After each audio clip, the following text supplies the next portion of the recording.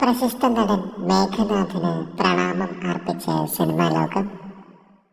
ശ്വാസകോശ സംബന്ധമായ അസുഖത്തെ തുടർന്ന് കോഴിക്കോട്ടെ ആശുപത്രിയിൽ ചികിത്സയിലിരിക്കെയാണ് നടൻ അന്തരിച്ചത്. 60 വയസ്സായിരുന്നു. 1983 പുറത്തിറങ്ങിയ അസ്ത്രമാണ് മേഘനാഥിന്റെ ആദ്യ സിനിമ. ശേഷം പഞ്ചാഗ്നി, ചെങ്കോൽ, ഈ പുഴയും കിടന്ന്, ഉത്തമൻ, വാസന്തിയും ലക്ഷ്മിയും പിന്നെ ഞാനും തുടങ്ങിയ ചിത്രങ്ങളിൽ മികച്ച കഥാപാത്രങ്ങളെ അവതരിപ്പിച്ചു. തമിഴിലും നടൻ വേഷമിട്ടിട്ടുണ്ട്. 60-ാം വയസ്സിലാണ് നടൻ അന്തരിച്ചത്. പ്രണാമം അർപ്പിക്കുകയാണ് സിനിമാ ലോകം. ആത്മാവിന് നിത്യശാന്തി ലഭിക്കട്ടെ എന്ന്